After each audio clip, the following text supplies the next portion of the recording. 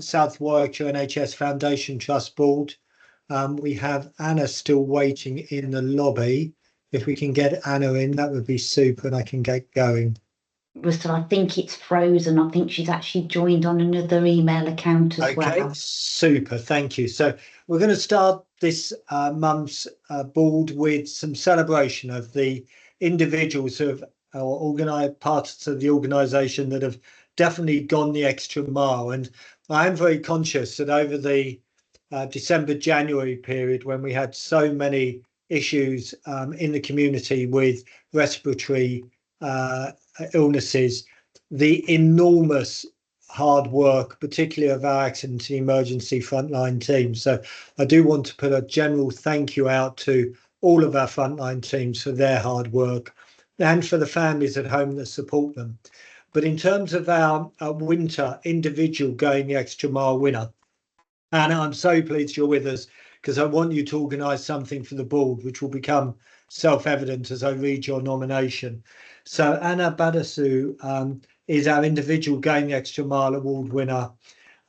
She's one of our staff nurses, and the nominator says for being a driving force behind an initiative to help motivate and encourage patients. The nominator wrote, Anna has set up a group activity on a Saturday to provide entertainment and encourage movement for patients on Allsop and Chadwick ward. Anna has organised cinema and bingo nights.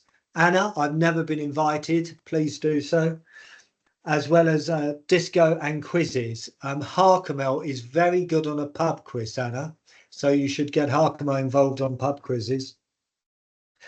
Anna supplied prizes and snacks for the activities, and they are proving very popular with everyone. The nominator also said, Anna has gone the extra mile by recognising that weekends can be very boring in hospitals for rehabilitation patients, and she has addressed this by introducing a social event to break up the weekend and make the weekend. Anna always goes the extra mile for patients, and this is just another example of how she excels in her role. Anna, enormous round of applause from us. Thank you very, very much for everything you do and the difference you make to those in your care. You're a star and you thoroughly deserve the award. And then our team winner is from Nicole Unit, and I think we've got Anne and Jack with us, so wave from Anne and Jack. If you can all go into mute, that would be great, because I'm getting some feedback. And you win the Going the Extra Mile Team Award for being professional, kind and compassionate. The nominator wrote, they helped my mother, sister and myself through his end-of-life care with such grace, thoughtfulness and at times much needed humour. They explained everything clearly and thoroughly and with great patience. Despite the unit being full, we always felt they had time for us. The care they provided to my father was exemplary, and each one of them is a credit to SWFT. They made sure his final days he felt safe, cared and respected. You also looked after my mother-in-law about 1.5 years ago, and I know that that is just an example of the many examples of the extraordinary care you give. I often say that one of our absolute priorities as a trust is to help life leave this world with dignity. And Anne and Mark, can you please pass on our thanks to all of the team for everything they do day in, day out. Big round of applause to everyone on Nicole Unit. Anna, Anne, Mark, you're all stars. Thank you very much. And Anna, like I said, we want some invites to those bingo nights or discos, and on quizzes, Arkema will be able to give you loads of questions because she's very, very good on a pub quiz. Take care, everyone. Thank you very much. So we'll get on with the main business of the board. You're very welcome to continue to stay with us. Lovely to see members of the public with us, as well as a number of our new governors following the recent elections. We have apologies from Paramjit, and I don't think we have any other apologies, do we, Sarah? No, we don't, Russell. Super, thank you. Any new declarations of interest? Could you please raise a digital hand for me, please? Oliver.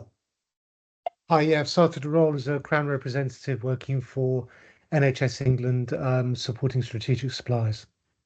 Okay, super. Thank you, Oliver. We'll pop that onto the declarations of interest. And if there are no others, we'll move on to the minutes of the meeting held on the 4th of December. Were colleagues happy with the accuracy of those minutes? If not, could you raise a digital hand for me, please? Can't see any digital hands raised, so I'll take those as an accurate record and sign them. And then if we therefore go to page 16 of what is a big pack today, we can see the action points arising.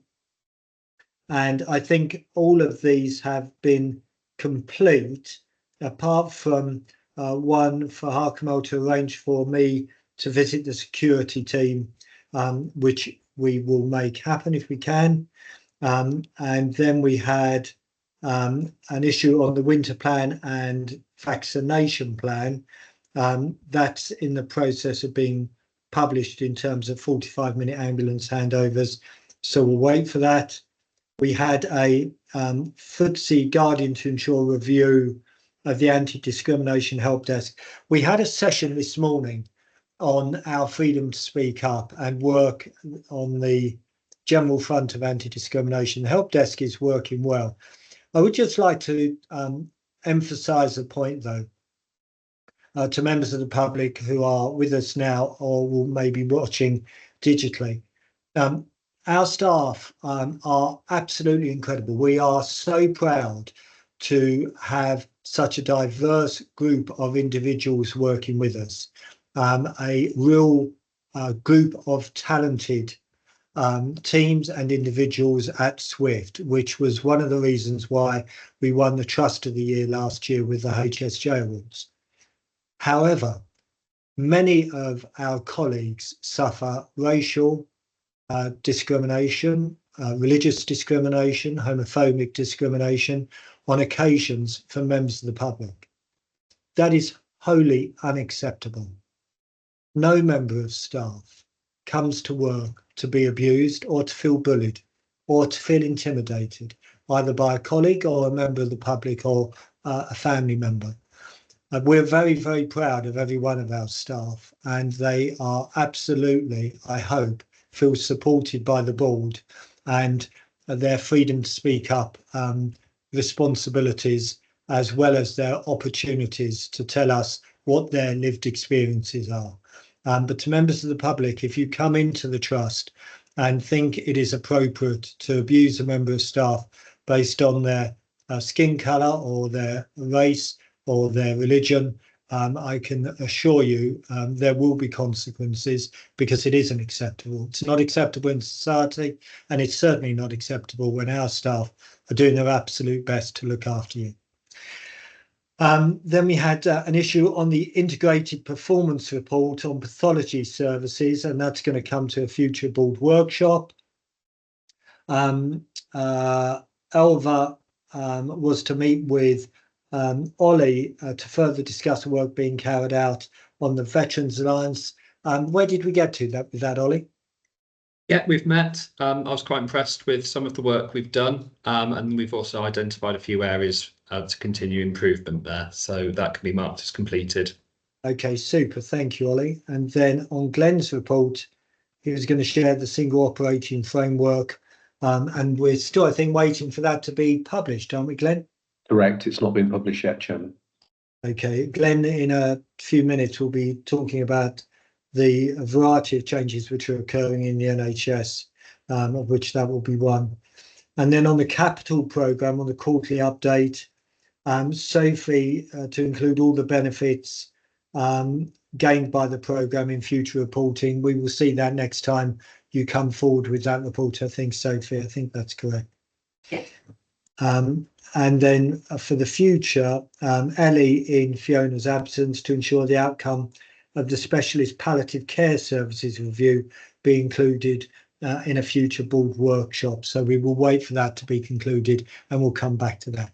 Thank you, Ellie. And Ellie, just particular thanks for your ongoing commitment to the trust in supporting us in Fiona's absence. We really appreciate you going the extra yard, so to speak. Extra 2 miles, Ellie, the extra 2 miles. Any action points that colleagues feel I've missed?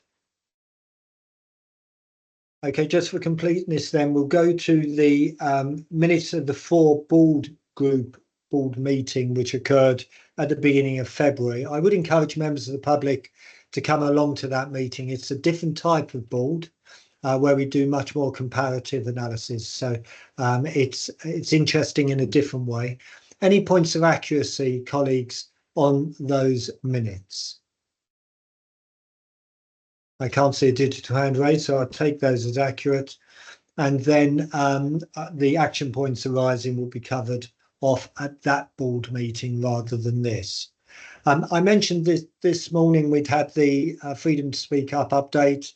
We also had a very comprehensive update in the board workshop on the electronic patient record work which is ongoing. We have a high risk, high benefit project on our electronic patient record system, which is designed to improve safety and productivity. It is very likely to be put back a couple of months to make sure that we implement it as well as we possibly can, working with Oracle. We had a substantial discussion on that, as well as a discussion on the challenges of our population growth within South Warwickshire. Sophie and team presented what the population growth is likely to be over the next 25 years within Stratford and South Warwickshire, and we've started to work on our response to those growth patterns. And then we had a quick chat on our finances as we approach the end of this year in just a couple of weeks, and then the year ahead. So we've had a busy day already, but we'll move on to some items for approval. So the Board of Directors schedule of business for 25-26. Sarah, over to you. Thank you, Russell. So this just maps out the business that the board should consider throughout the year. It can be varied and additional items added. So it's here for approval. It has been shared with chief officers to make sure things are aligned as they should be, that we know of at the moment. Thank you. Thank you very much. Any questions on the schedule of business for the year ahead? If you're not happy to approve, please raise a digital hand then. Duly approved. Then we've got the annual review of Board of Directors standing orders. Sarah, back with you, please.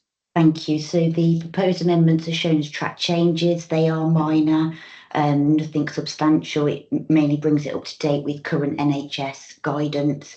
Has been considered by Audit Committee, so they're here for the board's approval prior to Council of Governors for ratification.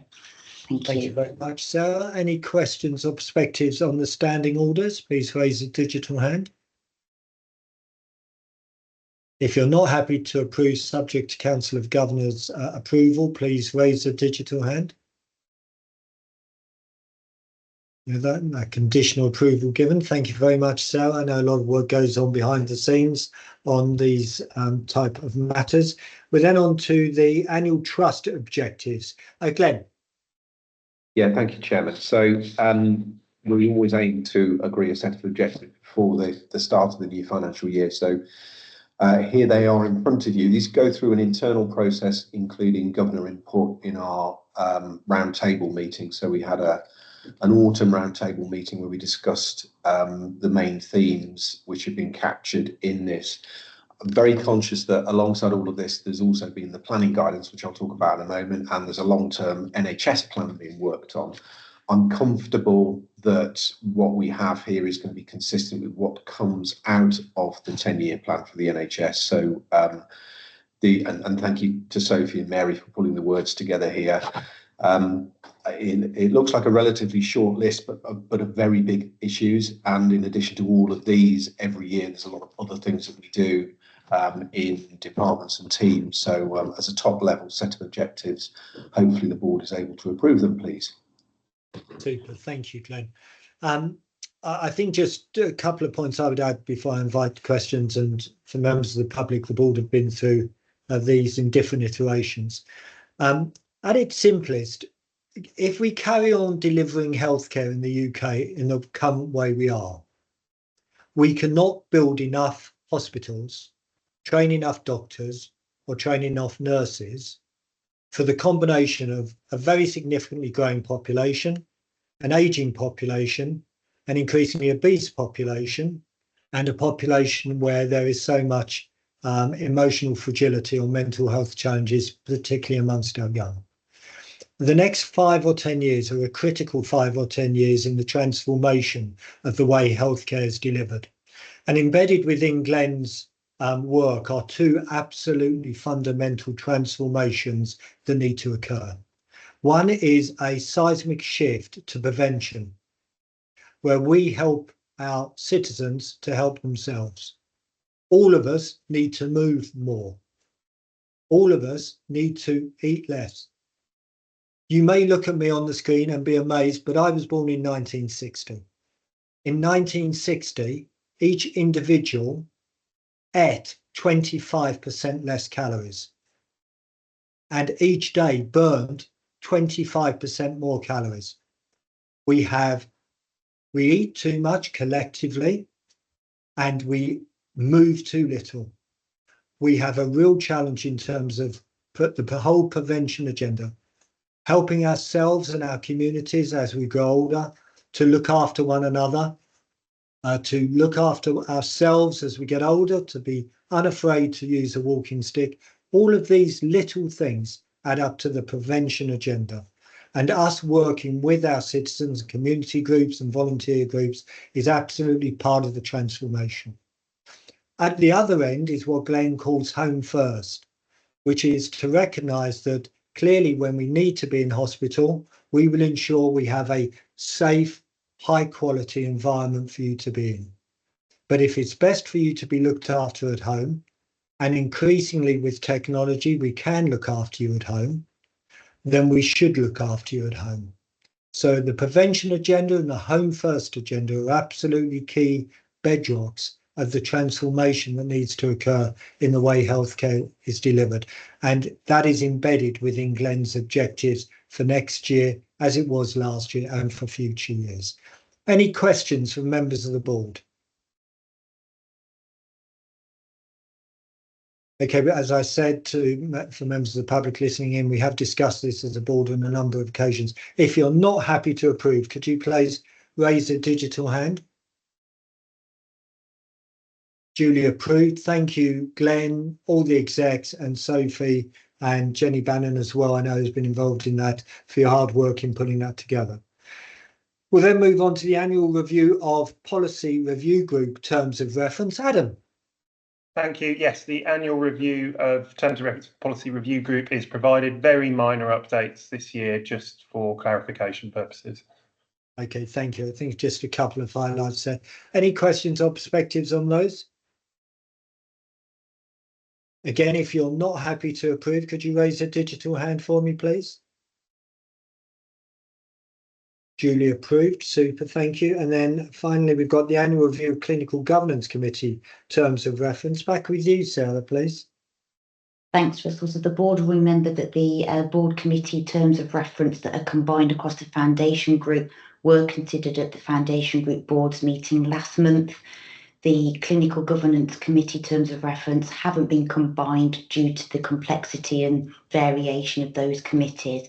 So they're submitted here for the board's approval, and just to highlight, the only recommended changes are around the date approved and the next review date. They were considered by the Clinical Governance Committee in December. Thank you. Thank you, Sarah. Any questions or perspectives on the Clinical Governance Committee terms of reference? And again, if you're not happy to approve, could you raise a digital hand for me, please? Duly approved. Okay, thank you, team. So we'll move on then to performance review and assurance. As I mentioned, an awful lot going on in the NHS, generally, nationally and locally. So Glenn, how are you seeing things, please? Yeah, thank you, Chairman. So obviously we've already looked at our plan for the coming year, but alongside that, there's a lot of planning going on across the NHS. So I'm going to reference one or two key elements of that. I'm not going to go through the entire report, but I start by talking about that 10-year plan.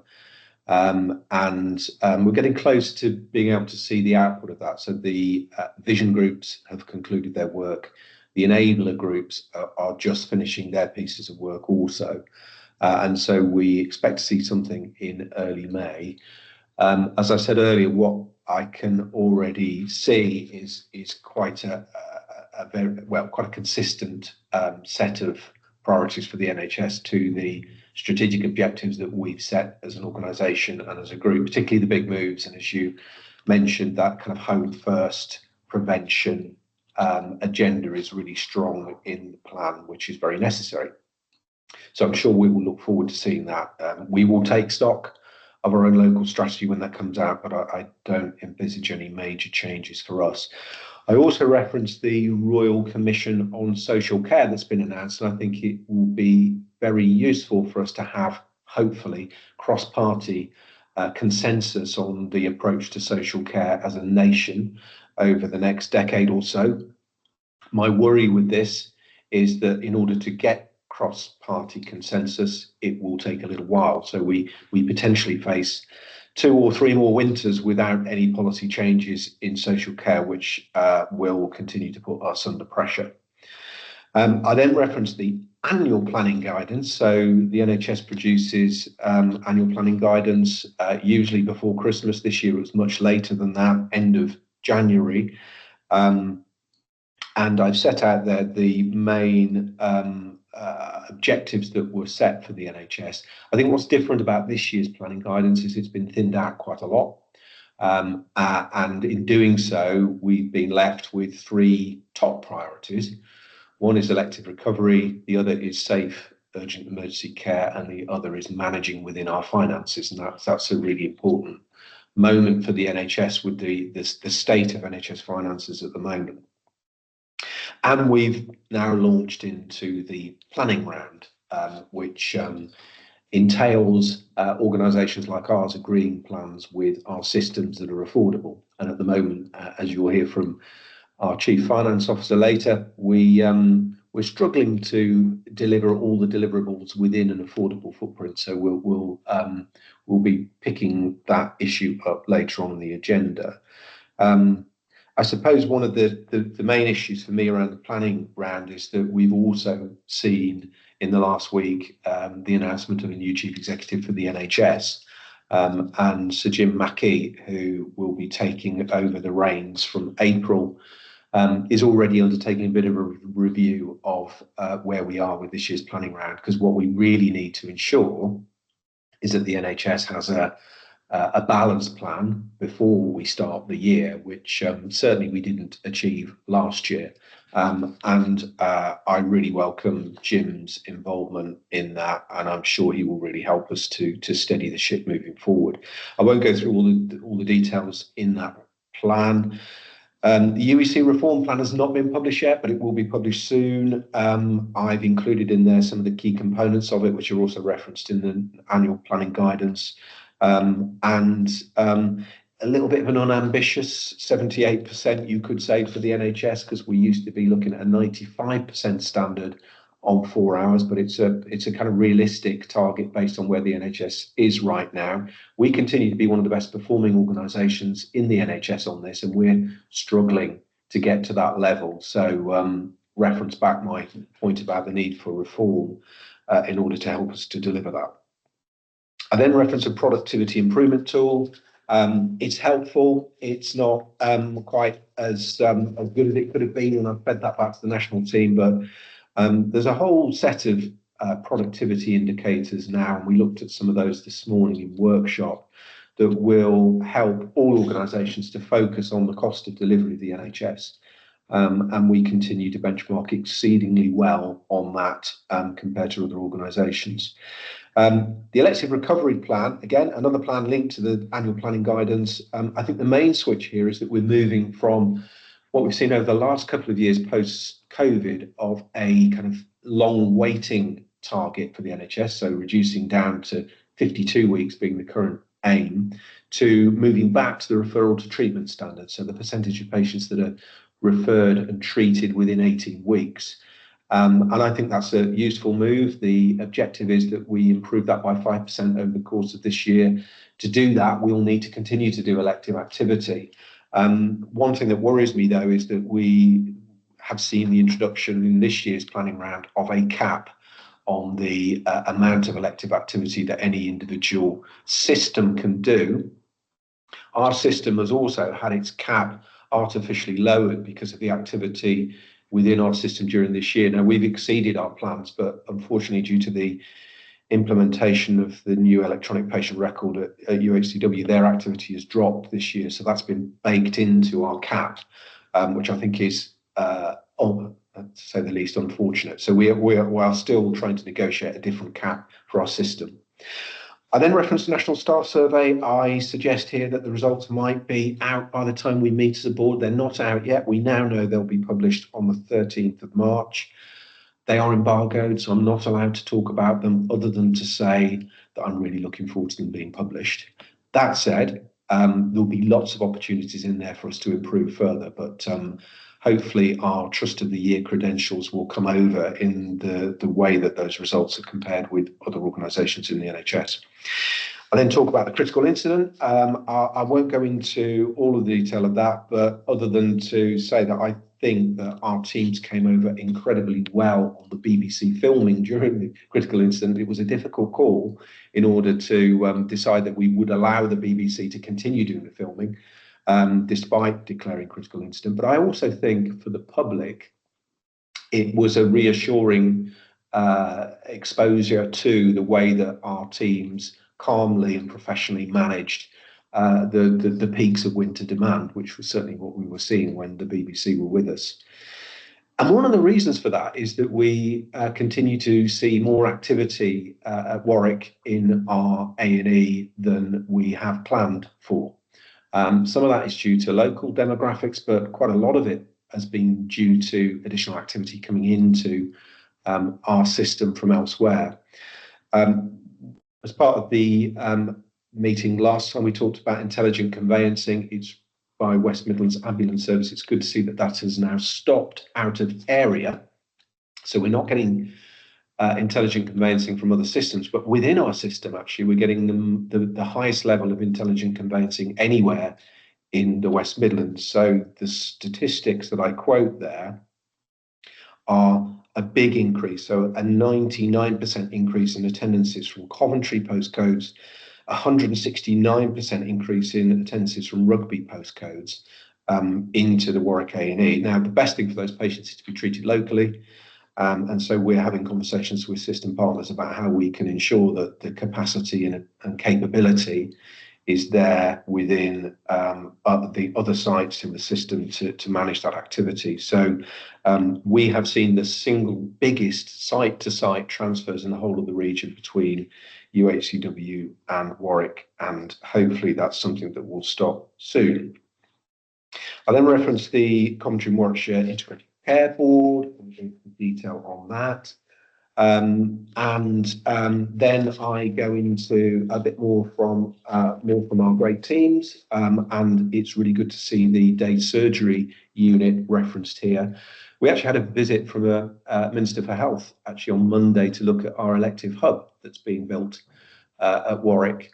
It was a great opportunity also to show how productive our elective services are here. As board members know, we're in the process of designing the next phase of that project, which is absolutely critical, not only for the organisation, but also for the system.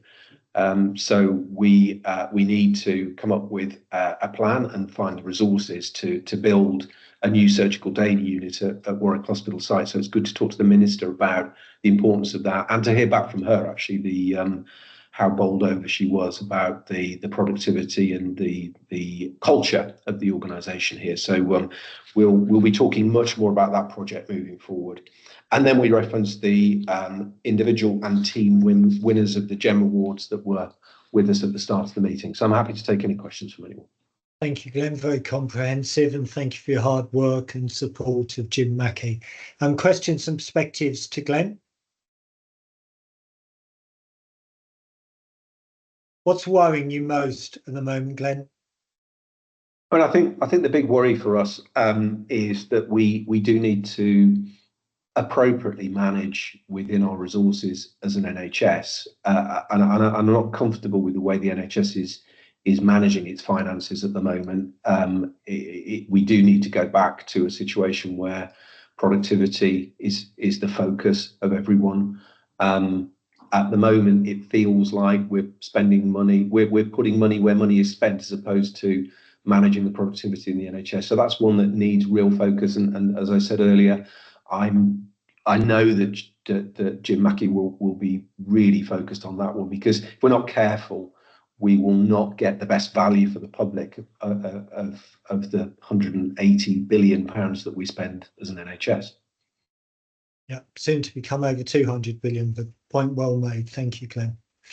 Okay, shall we dive into the detail of the integrated performance report then and ask Adam to give us an overview? Adam, please. Thank you. Thanks, Russell. I'll give a brief summary and then hand over to my colleagues, who I know will add more detail.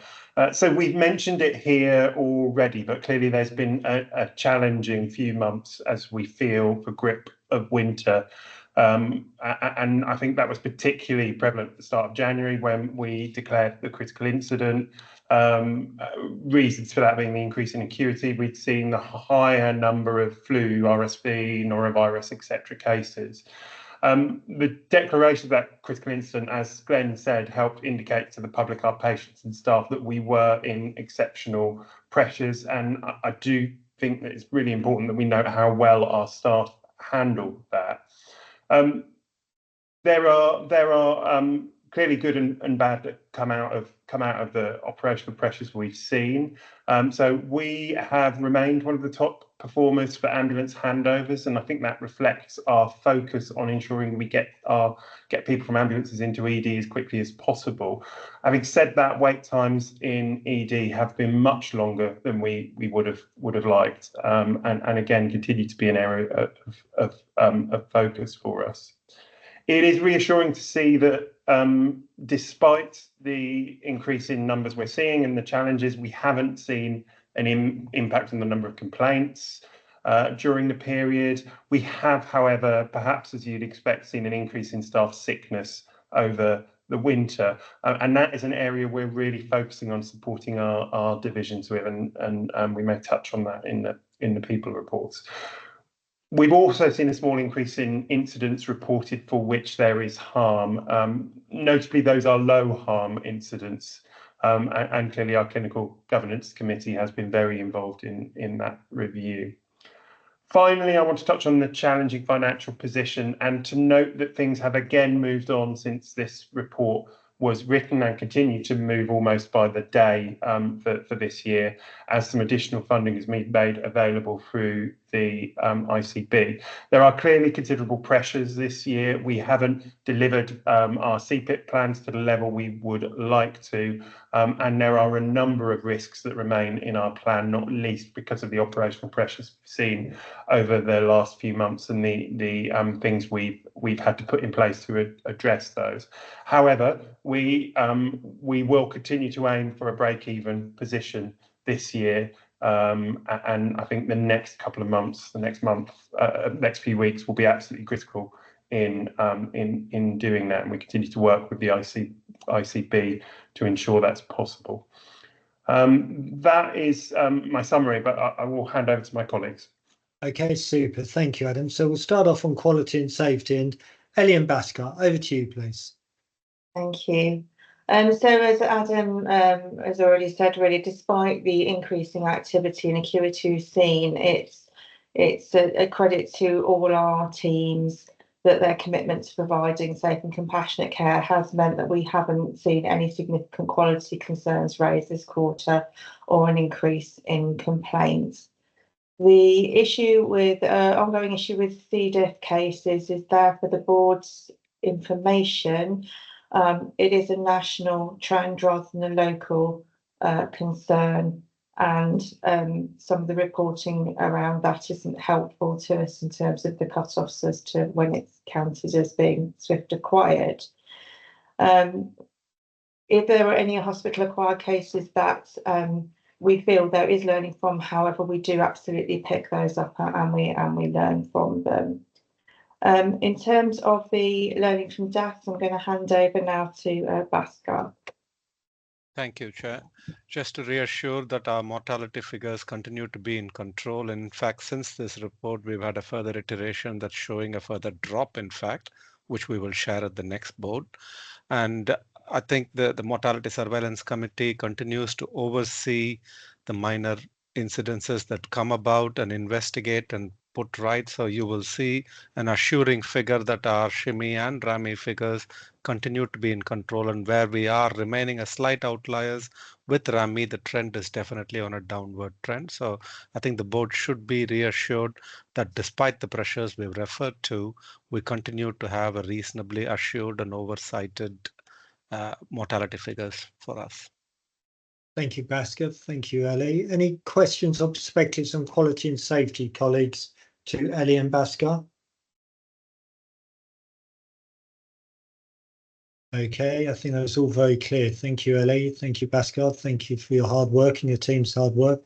And we'll move on then to Harkamel, our Chief Operating Officer. Harkamel, you've been running the engine during a very, very stressful period. Thank you very much on behalf of everyone. Harkamel, what would you care to pull out?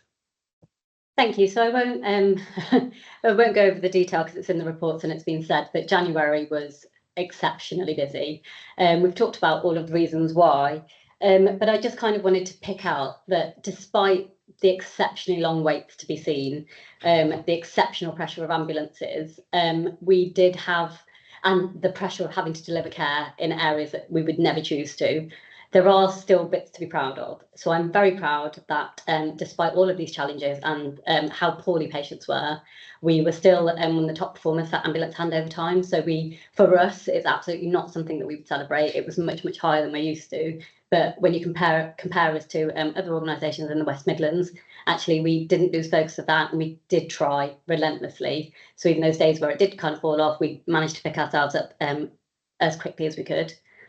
I'm also very assured that anytime I asked anyone for our patients who have been waiting an exceptionally long time in A&E, when was the last time that they were fed? Have they got visitors? Are they on a bed? Everyone in all of those departments where these patients were could answer that with confidence and clarity. So the assurance that patients were being looked after, even though it was really less than ideal, I think is really strong, and I think that's really important. So there is an apology, because absolutely it's not what we would want to deliver for our patients. But despite all of that, we did our best with the, constraints of the estate, with the beds that we had and with the staff that we had. So I just wanted to pass on the thanks, because a number of us felt that acutely. We had a gentleman who waited an exceptionally long period of time in ED. So Ellie and I went to meet him on the ward, because it's absolutely not something that we would normalise here. And I just kind of wanted to couch that despite it being very busy and we did not hit the performance standard and we're not where we want to be, we did everything that we could to try and not make things worse. Alongside that, elective care was very strong. So it was a very busy hospital, and the pressure was absolutely spread out. But 125% of elective recovery is significant, especially in January, against the backdrop of all the other pressures that we were facing. To keep going with elective care and keep operating on our cancer patients and our long waiters was absolutely a priority, and we didn't take our eye off that ball. So I'm very proud that we managed to do that. And diagnostic performance improved to 97.4%. So that means patients waiting for a diagnostic, 97.4% of them were done within 6 weeks, which is a phenomenal achievement and is nowhere near where we were last year. Cancer referrals increased, and I've talked before about some of my worries around cancer. And we did make progress in diagnosing patients within 28 days, and and that's a welcome improvement. But it's really hard to sustain it, given how much our cancer referrals are increasing. So I'll keep putting that in the performance report, but it's just to call out the things that I'm worried about. Cancer is certainly up there. And then I've included some information about the number of births, because babies are still born and we had lots of those in January as well. And last but not least, a big thank you to the out-of-hospital teams. Whilst we did see some increases in our length of stay, the work of the out-of-hospital division was absolutely instrumental in terms of like turning around flow and managing to get our patients out in a timely manner and deliver care in the right setting. I've also included a slide about referral to treatment, so the 18-week standard. So we still call it the 18-week standard here because we're really passionate about elective care, and we absolutely don't want to take our eye off the ball. So we are actually doing quite well on our elective care comparatively. Nowhere near where we want to be, but where we need to be is at 69% by the end of 25-26. We have not taken our eye off the ball in terms of 52 weeks or 18 weeks, and we are still mapping out what our trajectory looks like there. We will achieve our 69% standard, elective funding notwithstanding, and we do have action plans in place. And I've just included a little bit of a summary of what our 52-week wait forecast looks like, where we stand nationally, and just some of our concerns by specialty, and that information is all in the pack. Harkamel, thank you very much. Questions or perspectives to Harkamel? Glenn? Yeah, it's just that point that Harkamel's made there about our elective performance as an organisation is really good, and we keep going throughout the winter. It's really important that we have the right people doing the right things in the right specialties. So keeping those elective specialties going is important. So just to reassure members of the public, choosing us, you're going to be treated quickly and really effectively. Also, I think despite the pressures that we've talked about, I've had loads of letters, and I know Adam has also, from members of the public saying it was incredibly busy, but your people were amazing. I just want to use this opportunity to thank them all for their attitude throughout that period. Well said, Glenn. Any other questions or perspectives to Harkamel? Harkamel, please thank all of your teams. For members of the public, we have monthly finance and performance meetings with each of the divisions, which the non-execs sit in and observe. And it is wonderful to see the level of innovation and energy being applied to continuous improvement within the trust. We'll move on then to our workforce. And Elva, great to have you back. Elva, what would you care to pull out of your report? So just to really reiterate around our recruitment, it remains high but healthy. We are seeing, since the introduction of the risk assessment with regards to our recruitment process, that our time to hire is remaining very low, and on average is about 2 days between interview and sending the unconditional offer letter, which has really improved getting people started into roles a lot quicker than we have done previously.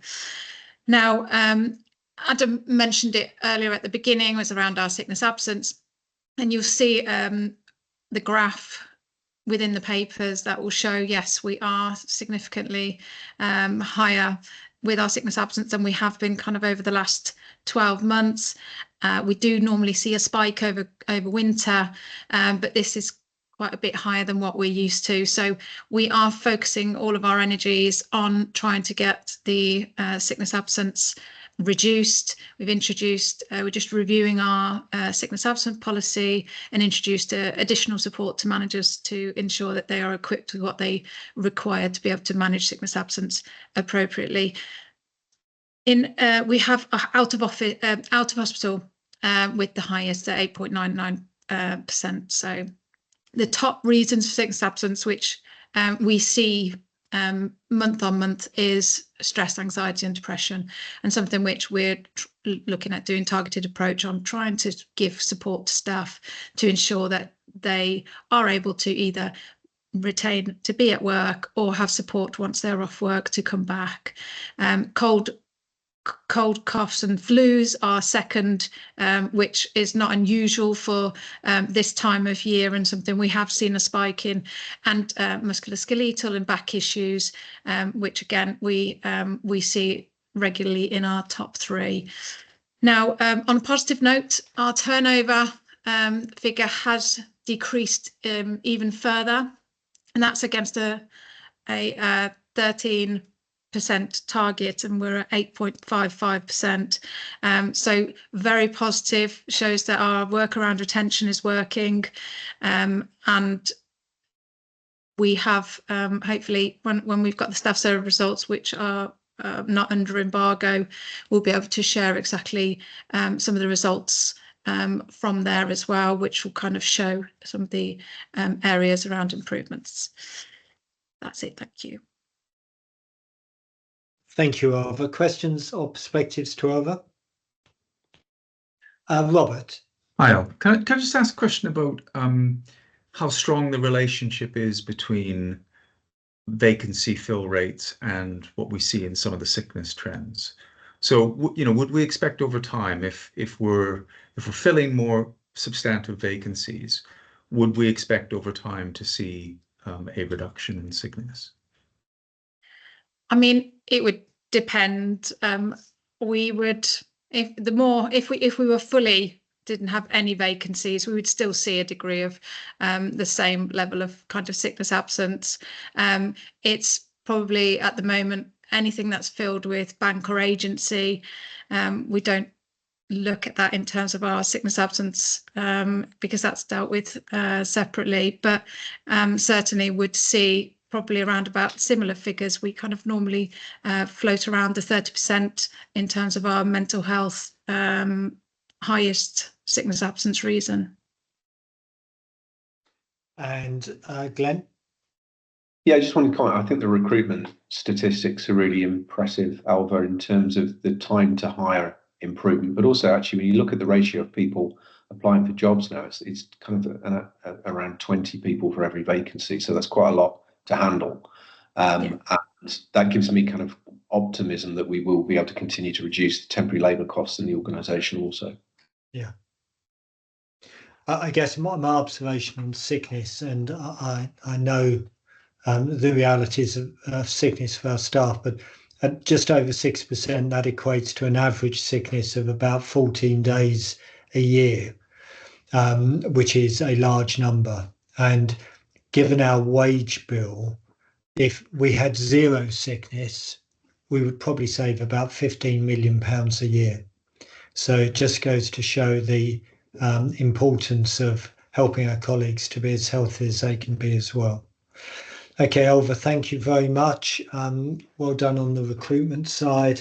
Let's really push on the sickness work as well. And Kim, I think we're about 3 weeks now from the end of the financial year. Where do you think we'll end up? So we obviously had a discussion at the board workshop. I think it's fair to say that there's still a level of volatility, despite the fact that we've still got 3 weeks to the end of the year. So the month 10 position is a £4.4 million deficit. We have been working on a number of mitigations, but as Adam said earlier, there are a number of risks really that we're still trying to mitigate, at least not is some of the operational pressures that we're experiencing as well, because of clearly in order to ensure that the hospital on the site is safe. We've put in a level of staffing, so that's driving our position. We're still in negotiations with the ICB.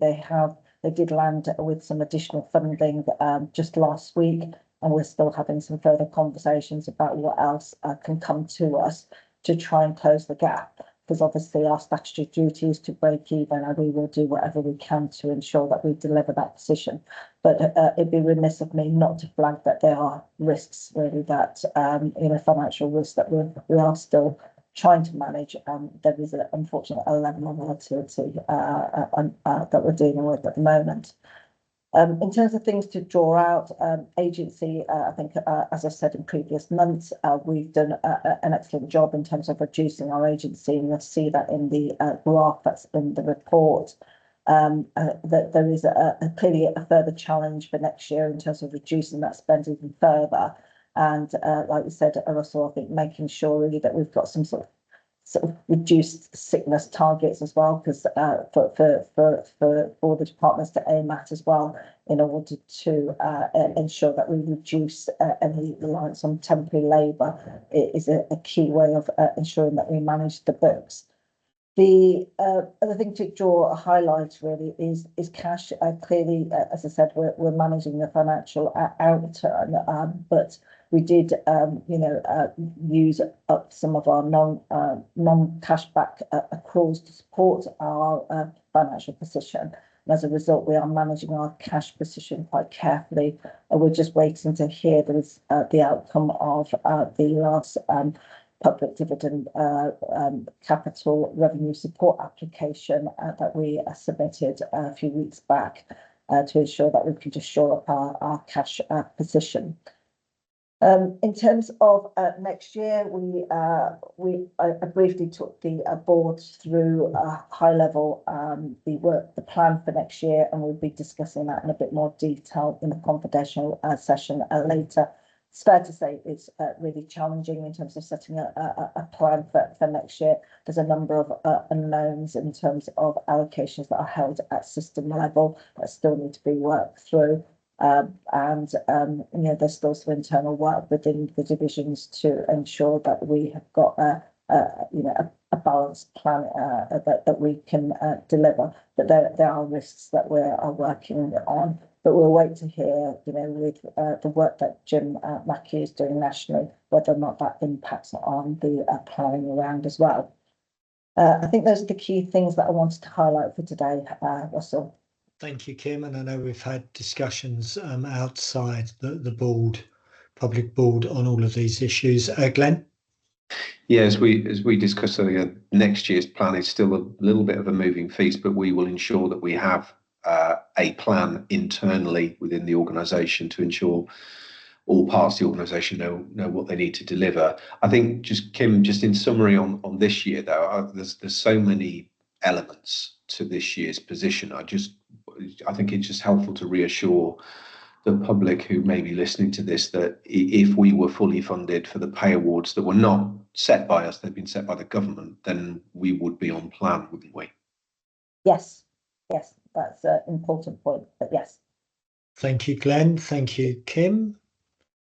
Okay, team, we've got an awful lot to get through, so we'll move on then to the quarterly safe staffing report. Ellie.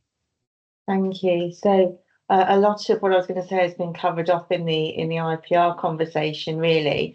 As Alva said, our recruitment's been really good, positive, and our retention has. That's enabled us to reduce our agency spend, and it's the 5th month in a row now that we've been below target for agency spend. So we're going to continue that good work. We have had to have additional staffing over the last few months for our escalation areas and due to our acuity in order to provide safe care, and that's been a pressure. And there are some fragile services which are highlighted in the report. Sickness absence, I know we've talked about this a lot, but we have to mention it because that is going to be the key. Sickness management, all of us together as a team, corporate nurses and HR together, in order to further reduce our temporary staffing, because that's what we feel at the moment. It's not a vacancy issue as much as a sickness absence. So that's the direction of travel. It's good to see that we've managed to close some more staffing risks and move some to a local level as well. And again, that's due to successful recruitment, which is ongoing. So I'm happy to take any other questions on that report. Thank you, Ellie, and I'm pleased for the children's community nursing team that their long-term sickness issues have improved a bit, because they do phenomenal work in very difficult circumstances, as I know a number of our frontline teams do. Questions and perspectives to Ellie? Okay, thank you, Ellie. So we move on to the perinatal report. Lorraine, lovely to see you. What would you care to pull out for the quarter 3 report, please? Thank you, Chair. So just going to take you through the highlights of this report, take the report as read. This covers Q3 data. So our birth rate remains very high in Q3. Obviously, we have escalated our concerns around capacity, and we've been working with our colleagues in the corporate team to look at our 3 to 5 year maternity neonatal strategy. We've also escalated to NHS England and to the ICB, and we're doing some work across the LMNS to look at capacity across the system as well. The other area of our concern is around our theatre staffing 24/7 and our theatre refurbishment, noting that our elective section rates are very high and overall section rate is between 45 to 50%. So it is an area of our concern and an area that we are doing again some work around. In Q3, we had 4 cases reviewed under our PMRT process. Obviously, we always take great care of our mothers and families who've experienced loss and support them through this process, as well as the staff involved. But just to say, our stillbirth and neonatal rates remain way below the national average, and our avoiding term admissions to special care baby unit have remained below 6% target, and noting that there's still ongoing work with the capacity across the system, but we've managed to keep our mums and babies together, and our transitional care unit on Swan Ward is now functioning really well, and again, keeping mums and babies together. Our vacancy rates are really low. We're down to 1%, which is great, and we probably could easily fill more within our capacity. So we are, people do want to come and work with us, so it's really great. Our training levels are way above the target, and talking sickness absence, we did have high sickness absence, but we have reduced that in Q3 to just above the target, 4.96%. You'll also note in there that we've included a section around the maternity CQC survey. It was really pleasing to see that we were in the top centile of those with scores, and we had 18 scores up in the 20% highest range, so that was really good to see. We've use the PSERF methodology, so actually the feedback, because actually we want to get ongoing feedback, so any feedback we get as well as the survey, noting that those results are from February 24. We've triangulated and to use the PSERF approach to align those to the work streams that we've already got going on. So lots of work ongoing within maternity, but happy to take any questions. Thank you, Lorraine. And the transitional care unit, David and I saw that recently, and it really is working well. Yeah. Questions and perspectives to Lorraine? It's wonderful how many women from out of county at one level are choosing to come to SWFT to have their babies. That's fantastic as an endorsement of the care we provide, albeit it does provide challenges in terms of our own capacity with such a large growing population. And it should be remembered that I think Stratford District Council is the fastest growing district council in the whole of the country at the moment. So much as we love mums coming from out of county, we would prefer it if you had your babies close to home, to allow mums in Warwickshire to have their babies with us first. We'll move on then to the dermatology review. Thank you, Lorraine. And Bhaskar, what would you care to pull out of this ICB review, please?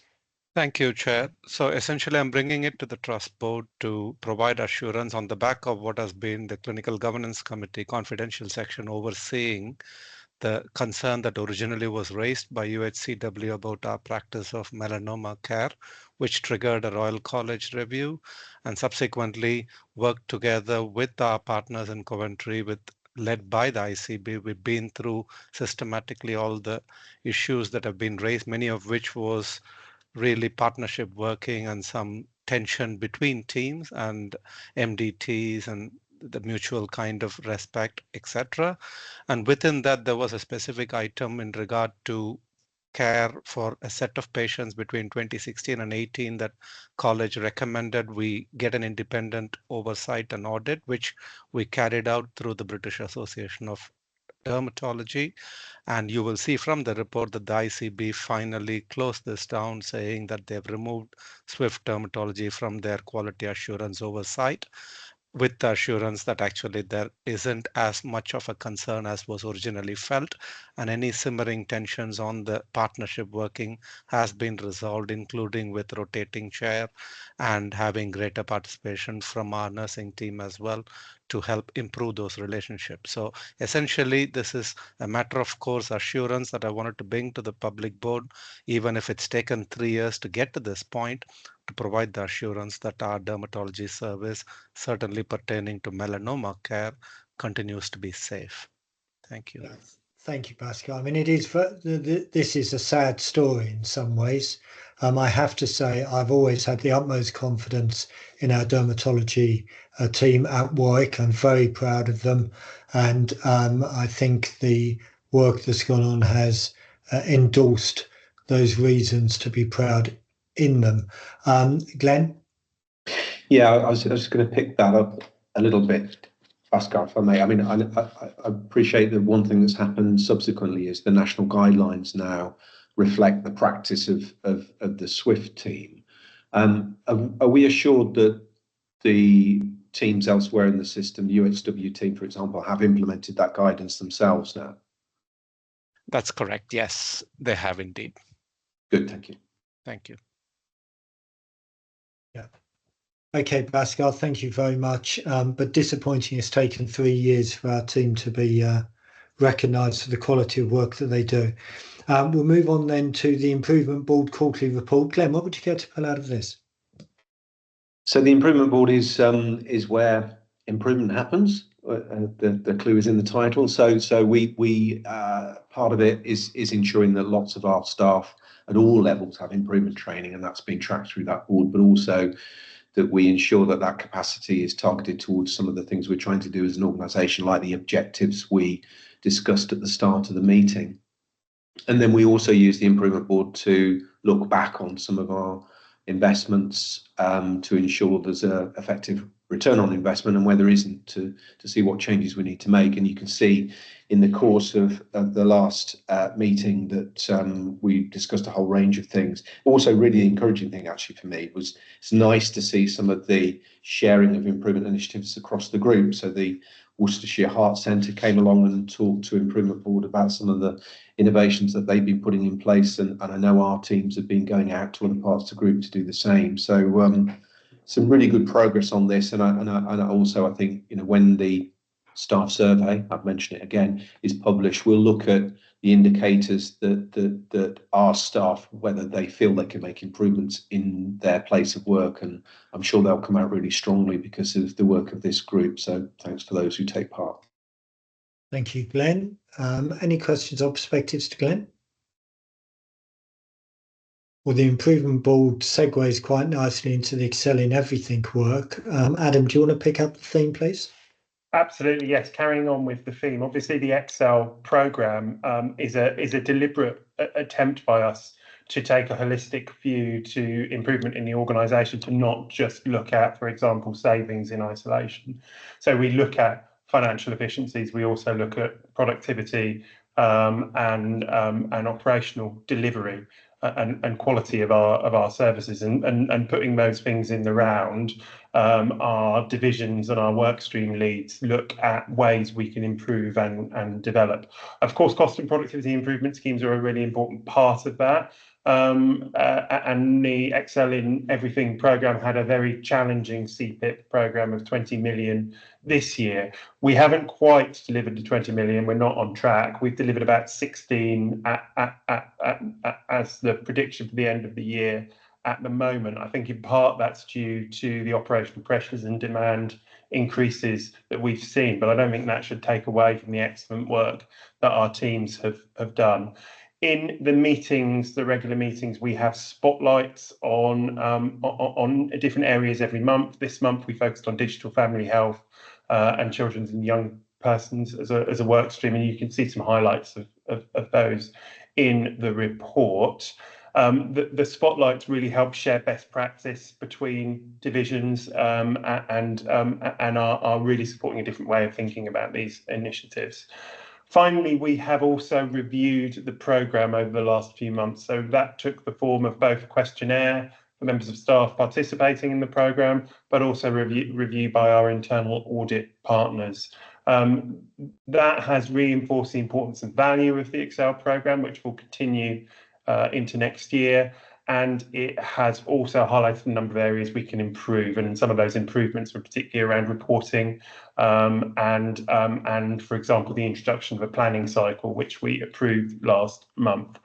Shaping for the programme next year is ongoing. We have a refreshed list of work streams which we'll approve in March. And we'll also be doing that work to make sure we've got a really strong link between our reporting for financial delivery and other aspects of the programme. But the feedback for Excel this year has certainly been positive. No, that's great. Thank you, Adam. Questions and perspectives to Adam?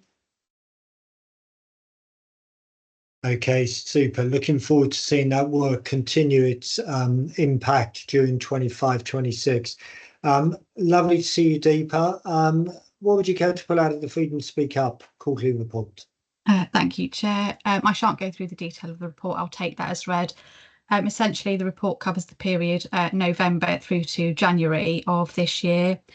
You'll see that the report now contains some further assurance from a non-exec director perspective, and my thanks to Ollie for your input and support, and we agree wholeheartedly regarding the timeliness of responses to cases and reaching outcomes. That's really a key area that we all collectively need to work on. In that period, you will have seen that there were 34 contacts, which felt like a really busy period, but since then it's been even busier.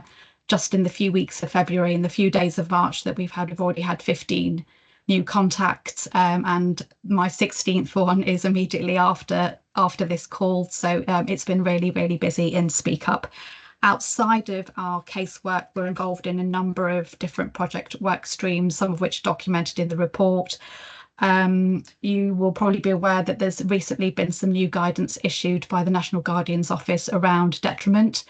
And of course, that's been an ongoing conversation for some time, and the need for more robust processes and protections for those who speak up is really important. So we're currently working on a new detriment risk assessment using the NGO guidance and some of the guidelines from Protect to look at a more robust, as I say, way of dealing with those types of issues, which will hopefully enable us to respond in a much better and positive way. We're also working with our out-of-hospital colleagues and urgent and emergency care over at George Eliot, using some quality improvement methodology around supporting managers within the Speak Up process and improving the quality of feedback and responses to concerns. We'll be looking forward to the staff survey results when those are published, and in particular any areas that we can support and provide improvement in those areas when those are released.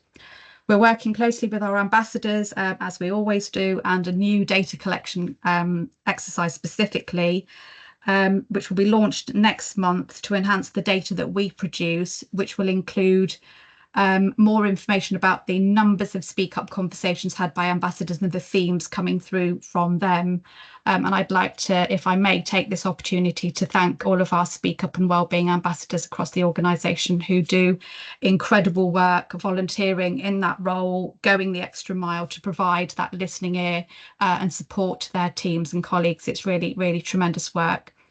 I believe there were some good conversations this morning about some of the Speak Up and EDI cases that have come through and the experiences of our staff, which at times can, of course, be hard to hear, but nevertheless must continue to be a priority, as I know that it will be.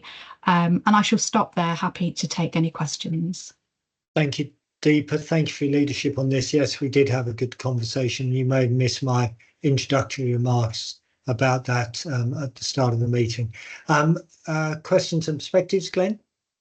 Yeah, thanks, Deepa, and Sue, for the work that you do on Speak Up. I as you say, the caseload can appear to be very high at times, but I think that's reflective of our culture, actually. So people wouldn't speak up if they didn't feel they were going to be listened to, and I think some of the riskier parts of the NHS is where people don't feel they can speak up. So thanks for providing that channel for our staff and everyone on this call, making sure that we listen to it. Thank you. Well said, Glenn. Thank you.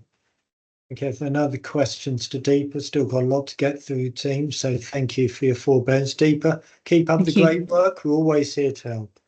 And therefore we move on to the capital programme quarterly update report. Anyone who's visited the site will see the exciting stage of development as our new build continues. Sophie, you're doing with the team a great job on it. I know the Minister visited it this week. What would you care to brief us on? Can you hear me? I can hear you, but you're not moving. But just speak away and we will just listen to your dulcet tones. Sophie's having computer problems and I think she's just been kicked out, Russell. Okay. So I'll see if she wants to come in here. Okay, so what we'll do is we'll jump down. Oh, Sophie. Yeah, sorry. You didn't put 50p in the meter, did so? Honestly, so sorry. No, that's okay. I'll lend you the 50p next time. So the capital programme quarterly update. What would you care to pull out? Thank you. So this is a £43 million programme this year, and there is still a lot of spend to happen in the last couple of months, last 6 weeks of the programme. I can imagine that as a board member, you're thinking, actually, that is a tremendous amount that needs to now happen. But just to provide some assurance, we have got very robust plans in place for the essential maintenance and the medical equipment. And then if I just give you an example, there's a £2.2 million bill about to drop for the scopes in medical equipment. So you can start to see how actually we will continue to spend through the year. That being said, the elective hub and CDC are both delayed. CDC is less of a concern because it's funded by some grant funding. So we've been able to flex that and that's fine. And operationally, we'll manage that because we're already running our CDC. The elective hub, just to provide some further assurance to the board, it was through the team's proactiveness that they spotted that they didn't believe that this was going to be on track with the programme we were given. And so had a series of meetings with the contractor. There is a 4-week delay on that programme. So whilst we've mitigated it for this financial year, we cannot do that next year. So there are some further meetings happening with the senior leaders within that contractor to ensure we put different mechanisms in because we had regular meetings. So there's quite a lot of work going on in the background from the team. That being said, it is a very complex project with multiple partners. So a 4-week delay is not ideal. However, it's important now that we get on track and pull that back wherever we can. And then I guess it's just to say a big thank you to all the teams and the leads because this has been a really complex programme this year. And I think I heard you referring, Russell, you can't go anywhere at the moment on our site without seeing some of this work, or in fact, across South Warwickshire. And so managing those multiple projects, it's added a lot of additional work for the teams. And it was great to see the elective hub this week, and to start seeing some of those ambitions around the estate strategy coming through. So there's a lot to be pleased about as well in terms of this report. Happy to take questions. Fantastic work, Sophie, and thank you for your leadership on it. Questions and perspectives to Sophie. Glenn?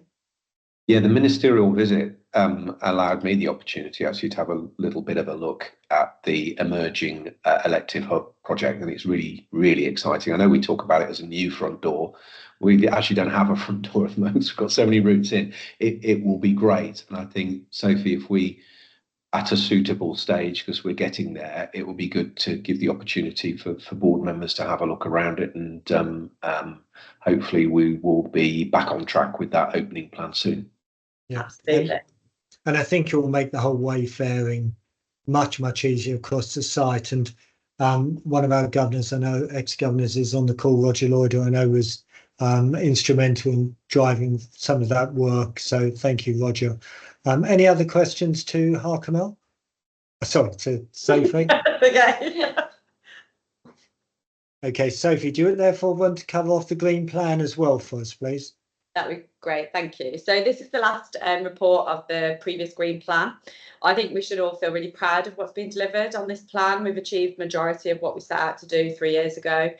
The one thing I want to pull out, because it almost gives us the building for next year's green plan, is actually our clinical engagement in this as a big move. So we have seen tremendous engagement through theatres, maternity, I know Lorraine's on the call, Aylesford, dermatology. Our clinical teams are really engaged with our big move around sustainability. So it's great that we've got our Green Awards this month, and we're showcasing some of that work regionally and nationally as well. The reason that's important is the biggest change between the guidance for last year, for the last Green Plan, and the one that's coming is around that clinical engagement. They are looking for trust to really mobilise clinicians within this piece of work, and I feel really positive that we've already started on that, and we've got a great step now to keep going forward with that. So really it's just here, we will do a wrap up of the Green Plan, but more importantly to provide you with the information that we didn't wait for the guidance to start the work on this. We're doing it in partnership with George Eliot. We share a procurement team. It makes sense, you know, to come together to try and maximise that. So whilst the targets might be different because we're in different places, we're definitely capitalising on that resource that we have. And I don't ever feel like I can come and talk about this without giving a massive thanks to Chris, because her leadership is incredible, and there is no pot of money that goes on. You know, we put bids in for everything, and she really supported that leadership to help us move forward with this. Happy to take questions. Thank you, Sophie. Thank you, and abstention, Chris. Any questions or perspectives to Sophie? Okay, team, I'll keep us moving then. So we've had a long discussion, as I mentioned in this morning's workshop, on the EPR programme which we have in train, and that is the subject of ongoing discussion. But Adam, what would you care to pull out of your report? Thank you, Russell. Yes, so the main focus of the report and our digital work is, of course, the EPR. As you say, we had a good session on that this morning. There are challenges in the programme. We haven't actually started. Yeah, we haven't started the implementation work yet. But to remind board members and members of the public, we're moving on to a single EPR system across the 3 acutes in Coventry and Warwickshire. So University Hospital went live with the EPR system in June last year, and SWFT and George Eliot are going together as the next step. That will be excellent for our staff and patients, but it creates some logistic challenges in terms of sequencing and the way things have to happen, and an upgrade required at UHCW, which has taken some time by Oracle to develop, is one of the key factors delaying our start. That work has to happen before we can start. And so much of the work of the programme over the last few months has been looking at our plan and sequencing to make sure that can happen, to make sure we are realistic in what we're expecting from our teams. That said, work will start in earnest over the next couple of months, which leads us to a point of going live in the second half of next year, and we will really start to see that ramping up over the next few months. Really important for me is that while we've got so much mental energy and effort going into our plans for EPR, there are a lot of other digital innovations that we should be focused on and should be working on. Some of those are highlighted in the report, and I won't go through them all in detail.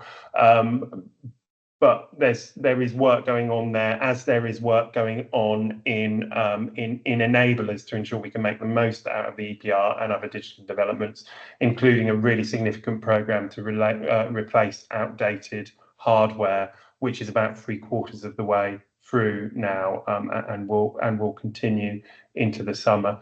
That's all I really wanted to highlight at this point, but happy to take any questions.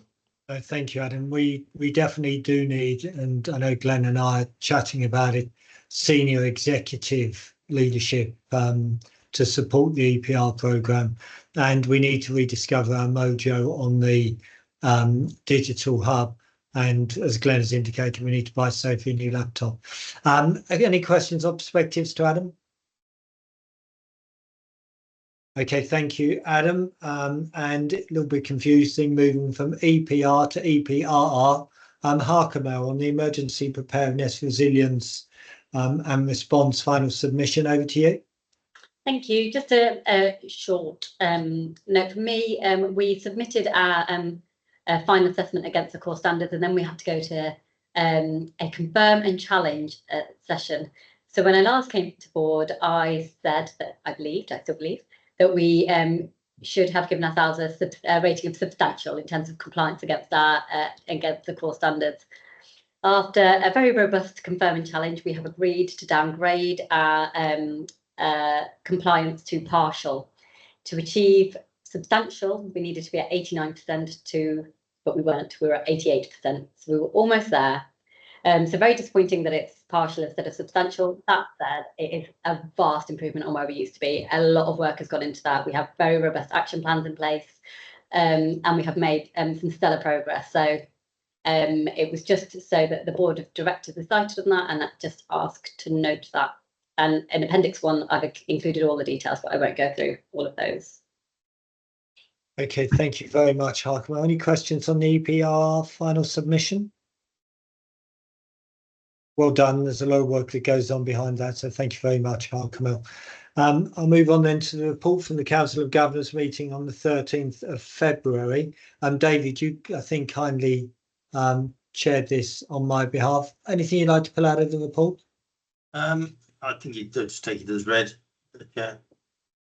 Okay, super. I would just like to put on record my thanks for Roger Lloyd and Andy Petros in particular, who were two outstanding governors who were not re-elected but did stand for election this year.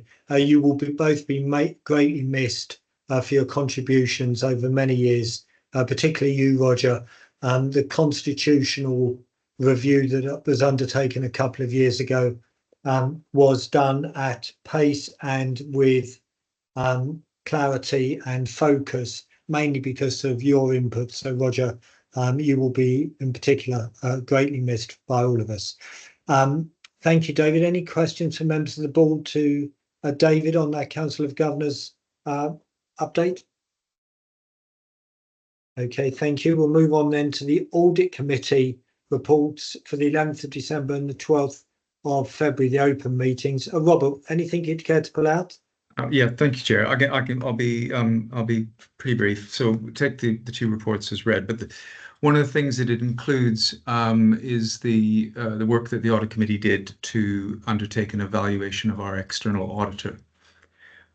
So there's a small flavour of how that went, but just to kind of cap that off, the committee concluded positively on our relations with our external auditor. We find the auditor to be very thorough and with good communication and clear and transparent. There were a few things that came up that, where we conveyed these to the auditor. But the committee wants to know more about how fees are set. Across the entire NHS, audit fees are going up generally. We need to understand why. We wanted to know a bit more about the sort of evidence that the auditor uses to reach certain judgments, so that we're clear on those. And we want to ensure that our in-house team and the external auditors can find ways to work even more collaboratively to make sure that we reduce time overruns and other potential delays. So that was the external audit evaluation. The only thing to pick up from the two audit committees, the internal audit function issues recommendations coming off the back of each of their audits that are either high, medium, or low. We considered a proposal from the internal auditors to go to a self-certification process for the low-rated recommendations. We didn't agree that at our first meeting, but we have agreed that as a committee at the second meeting, subject to some safeguards. So in summary, what this is about is, granting busy people, a bit of autonomy to say that they have implemented recommendation, but with perhaps a bit of jeopardy that we may come back and just ask to check in a few limited cases. That was all, Chair. Thank you. Sounds eminently sensible, Robert. Thank you. Any questions or perspectives to Robert as Chair of the Audit Committee? Thank you, Robert. Thank you for everyone involved in that committee. We'll move on then to the Clinical Governance Committee for December and February. Anything you would like to pull out, David? Yeah, I mean, I obviously take the reports as read. I think the recurring theme on radiology and histology reporting delays, we need to just be raised a bit as an increasing patient risk. We've got not any evidence that there has actually been patient harm as a consequence yet, but it is becoming more and more of an issue. And I think that people are trying very hard to mitigate the risk, but it's frustrating because, of course, the nation hasn't got enough radiologists to look at all the pictures, and we can get imaging done in a very timely fashion, as I'm sure all the reports show. But of course, it's as important to have the image reported accurately as it is to have the image done in the first place. And of course, we've always had the background concerns on histology regarding our cancer work, because of course, again, you can't have the definitive treatment until you've had a clear definition of what the problem is. But other than that, take it as read. Thank you very much, Dave. Questions or perspectives? Bhaskar? Oh, sorry, I go to Bhaskar first, then again. Bhaskar? Sure. So, yeah, I think just a reassurance that certainly in pathology, the reporting prioritizes cancer and 2-week pathway requests first up, but that's not to dismiss the risk that might still remain with the seemingly benign having something surprising.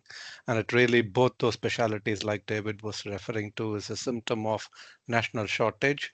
But saying that, you will be aware, Chair, that as a group, certainly with radiology, we're exploring what the marginal gains we might have by maximizing what is available within the group to improve some of these figures. And with pathology, we've just appointed one last week in addition to the other one who started 3 months ago. So we're quietly optimistic. Our figures are hopefully going to improve, but certainly provide assurance that cancers in 2 weeks are getting the priority at the cost of some routines, unfortunately, in terms of delayed reporting.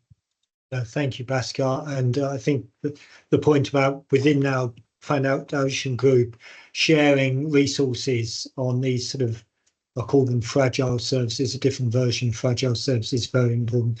I guess, Glenn, Bhaskar made the point you were going to make. Yeah, I was just going to say that gathering of the clans of our radiology teams across the group is happening next week, I think. Yeah, they're coming down from the mountains, not in kilts, but the clans are coming. Any other questions or perspectives to David? Okay. Just to say, yeah, I should be watching this to see that they do improve, though, because it's an increasing concern of mine. This is. Yeah. As you say, David, it's a national concern. So please do so.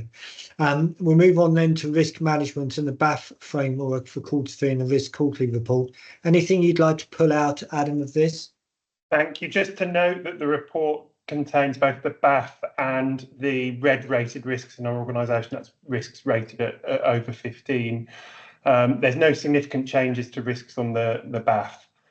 We have had our annual audit review of the BAF process, and there were no significant risks. That's the wrong word to use in the context of risk, but problems identified in our processes. But there were a number of areas of improvement highlighted, which we are following up on. I think the other area we've specifically asked the auditors to look at is the number of red risks we have on our divisional risk registers. And we've highlighted through Risk Management Board that we feel that there is some inconsistency in the way we're rating risks. And we are all very clear our risks need to be on our risk registers, and we're all very good at raising them. But I think that at times leads us to uprating those risks. So we had an extraordinary risk management board back in December to start going through those, and just for time reasons we didn't get through them all. But divisions were asked to go away and review those again through their divisional risk groups, and that will come back to the next risk management board. That's all I wanted to highlight today, but happy to take any questions. Okay, super. Thank you, Adam. Adam, maybe it was the way I saw it. I couldn't see what our rating was for the new EPR programme. I think it's I don't know off the top of my head, but I think it is a red risk in the latest iteration of the risk register. Okay, because it wasn't in the George Eliot one yesterday. So can we make sure it is rated red for me, please? Any other questions on the BAF or the risk register? Okay, super. Thank you. We'll move on then to the summary of ratified policies. Adam? Yes, firstly, apologies, because I think this paper was omitted from some of the packs sent out and has now been recirculated to board members. Just to note, there are 2 ratified policies this month, both of which are refreshes, one on our mobile devices management policy and one on our freedom of information policy. Okay, super, thank you.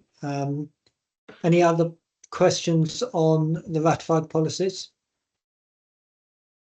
Then the updated register of directors and register of directors' interest. Sarah?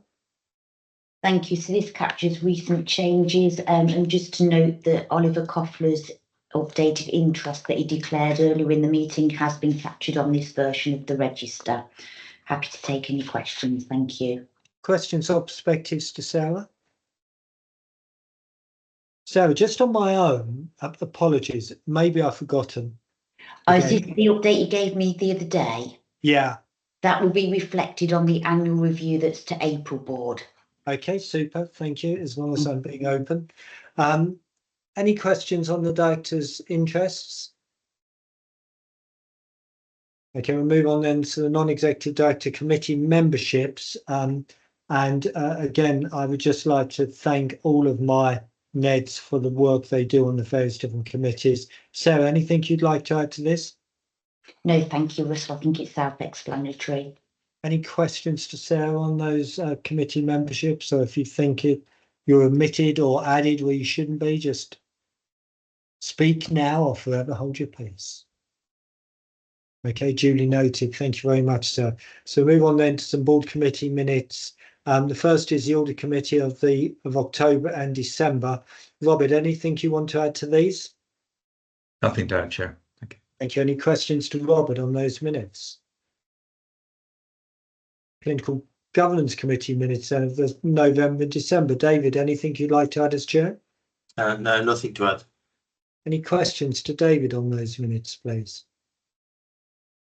So I think, Tim, we're on to any other business. Any other business? Please raise a digital hand.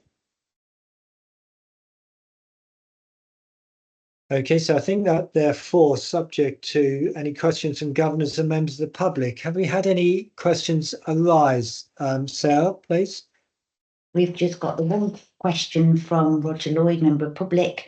And Roger asked, with the rise in patients without the right to reside and the demand on beds from urgent and emergency care, has the Trust been able to make full use of its escalation and standby accommodation to ease pressures for early discharge of medical patients?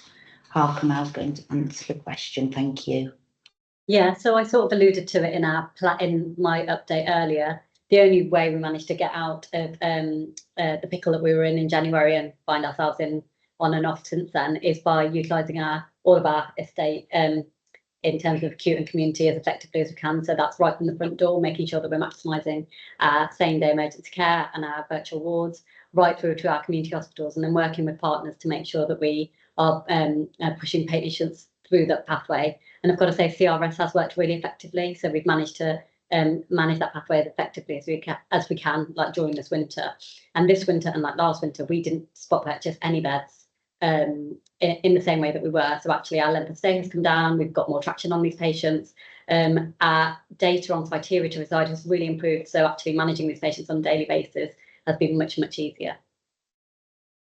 Okay, super. Thank you, Harkema. Any other questions that were submitted, Sarah? Okay, no, that's David Fitzpatrick has put something in the chat. Yeah. So, David, thank you for the question in the chat box. David writes, David Fitzpatrick, thank you very much for all of the hard work and care you provided for our area. Is there a publicly available plan for South Warwickshire to improve productivity and meet targets which have been missed? Glenn? So, I mean, there are a number of higher priority national targets, and the ones that I referenced in the planning guidance. Alongside all of that, as I mentioned in my Chief Exec's report, we are pulling together our own kind of productivity improvement plan, which will deliver our cost improvement plan.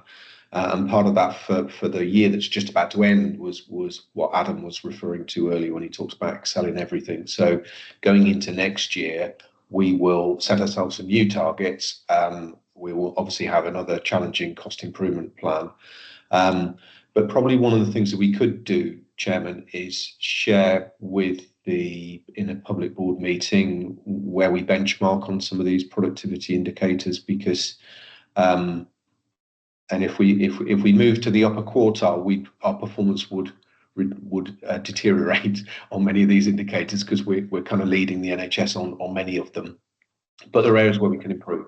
So maybe that was exactly the point I was going to make, Glenn, which is I do think we need to find a way to talk about how we benchmark in terms of productivity, because David, you may not be aware, but the NHS produces something called reference costs, which at its simplest is, given the size of your organisation and what it does, if it's on the average, it should be at 100. Our reference costs last time we did it, Glenn, was at 78 now, Chairman. 78. God, blimey. So we are 22, percentages don't quite work this, but bear with me.